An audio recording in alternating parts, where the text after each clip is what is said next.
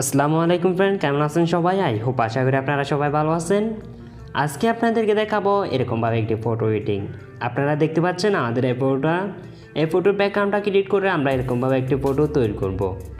তো এই জন্য আমরা যে অ্যাপসটি ব্যবহার করব, অ্যাপসটির নাম হলো লাইটরুম অ্যাপস। অ্যাপসটি আপনারা গুগল প্লে স্টোর অথবা যে কোনো অ্যাপ স্টোরে লাইটরুম অ্যাপস লিখে সার্চ দিলে অ্যাপসটি পেয়ে যাবেন। আর আপনাদের সুবিধার্থে লাইটরুম অ্যাপসের লিঙ্ক এই ভিডিওর ডিসক্রিপশন বক্সে দিয়ে দিব, ওখান থেকেও আপনারা লাইটরুম অ্যাপসটি ডাউনলোড করে নিতে পারেন। তো চলুন এবার আমরা লাইটরুম অ্যাপসটি ওপেন করে দেখি, আপনাদেরকে দেখিয়ে দিব আপনারাও কীভাবে এরকমভাবে একটি ফটো এডিট করবেন। ওকে, লাইটরুম অ্যাপসটি ওপেন করার পর আমাদেরকে ফার্স্ট অফ অল যে কাজটি করতে হবে, এখানে যে গ্যালারি আইকনটি দেখতে পাচ্ছেন এটাতে ক্লিক করব। এখান থেকে আমরা যে ফটোটা এডিট করব ওই ফটোটা আমরা এখান থেকে অ্যাড করে নিব। এদিকে যে নিচে যে অ্যাড অপশনটি দেখতে পাচ্ছেন এটাতে ক্লিক করব। এবার আমরা এখানে অল ফটোতে ক্লিক করব। এখানে দেখতে পাচ্ছেন আমরা এখন যে ফটোটা অ্যাড করে নিলাম ওই ফটোটা এখানে শো করতেছে। এবার আমরা এই ফটোটাকে এডিট করে নিব।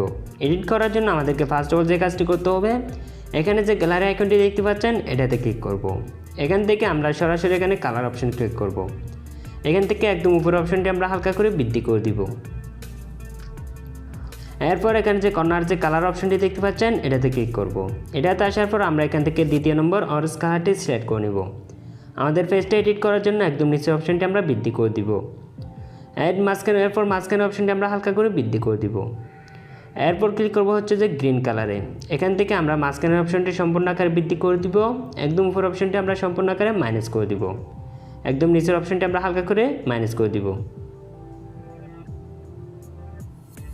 ওকে, এরপর চলে যাব হচ্ছে আমরা এখানে ইয়েলো কালারে।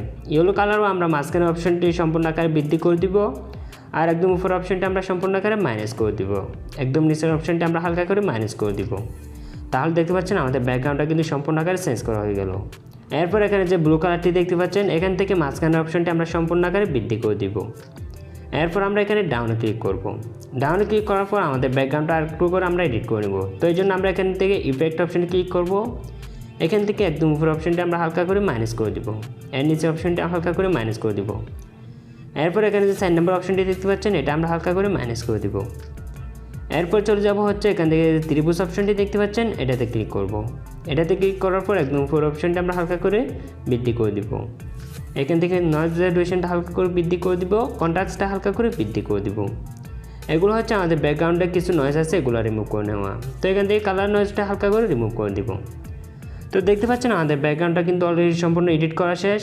যদিও বা আমাদের ব্যাকগ্রাউন্ডে যদি আর কোনো রকম নয়েজ থাকে তাহলে আমরা এখানে যে অপশনটি দেখতে পাচ্ছেন এটাতে ক্লিক করব।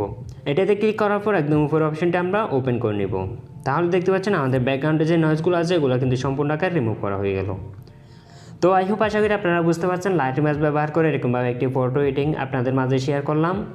ফটো এডিটিংয়ের এরকম আরও নিত্য নতুন ভিডিও পেতে আমাদের চ্যানেলটি সাবস্ক্রাইব করে পাশে থাকা বেল আইকনটি অন করে দিন পরবর্তী ভিডিও নোটিফিকেশন পাওয়ার জন্য। তো সবাই ভালো থাকুন, আল্লাহ হাফেজ।